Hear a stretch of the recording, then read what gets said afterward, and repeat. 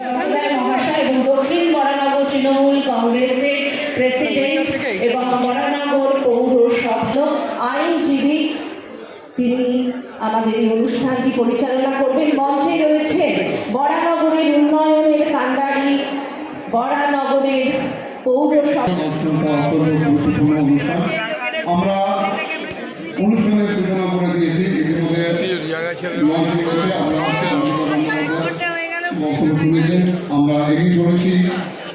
এখন আমি আবেদন করব আমাদের অত্যন্ত প্রিয় মানুষ, যিনি 4 বার এবারের সাংসদ হওয়ার পর তিনি 1, 2, 3, 4 থেকে আপনার সাংসদ পদের মাননীয় অধ্যাপক কিশোর মহাশয়কে আমরা সহোদয় মহাশয়কে তার মূল্যবান বক্তব্য রাখার জন্য আবেদন করছি।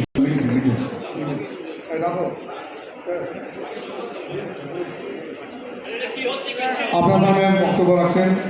তৃণমূল কংগ্রেসের পক্ষ থেকে আপনাদের সবার কাছে আমরা কৃতজ্ঞতা প্রকাশ করি। প্রতিটা ওয়ার্ডের প্রেসিডেন্ট, তার সহসাথীবৃন্দ, কাউন্সিলররা, তাদের সহসাথীবৃন্দরা, শাখা সংগঠনের প্রধানরা এবং তাদের সাথীবৃন্দ যেভাবে বরানগরকে মমতা কমিটির পক্ষ থেকে আপনাদের কাছে প্রণাম জানাই, শ্রদ্ধা জানাই। সাথে সাথে আপনাদের জন্য রইল অনেক অনেক শুভকামনা এবং স্বাগত জানালাম আজকের এই অনুষ্ঠানে আসার জন্য। আমি বরানগরের তৃণমূল কংগ্রেস নেতৃত্বকে অভিনন্দন জানাই এই কারণে যে আমি এই রবীন্দ্র ভবনে অনেক কর্মী সভায় এসেছি। আজকে কর্মী সভার ভিড় আগের সমস্ত কর্মী সভাকে ছাপিয়ে দিয়েছে। আপনারা এত উৎসাহ নিয়ে আজকের এই সংবর্ধনা অনুষ্ঠানে এসছেন, অবশ্যই এর জন্যে সাহিত্যিকার যে গ্ল্যামার সেটা একটা বড় কারণ। তার সত্ত্বেও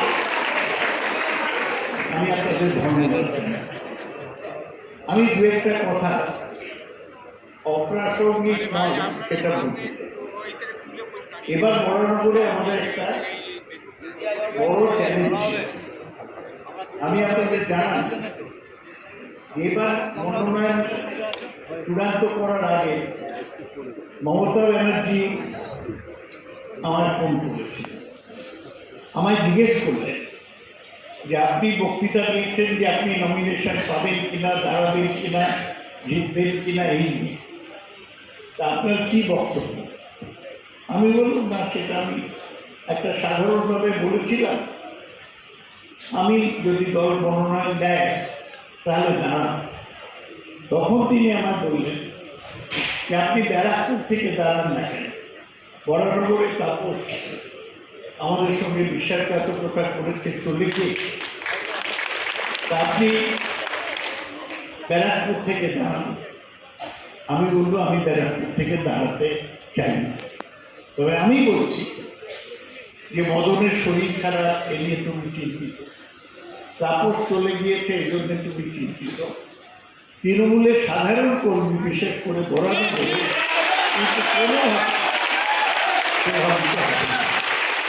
আমি আপনাদের কাছে কৃতজ্ঞ যে মমতা ব্যানার্জিকে যে আমি কথা দিয়েছিলাম সেই কথা রাখতে পেরেছি। বরানগরের একজন সামনের সারি তৃণমূল কংগ্রেস কর্মী আমাদের দল ছেড়ে যায়নি, এটা প্রমাণ হয়েছে।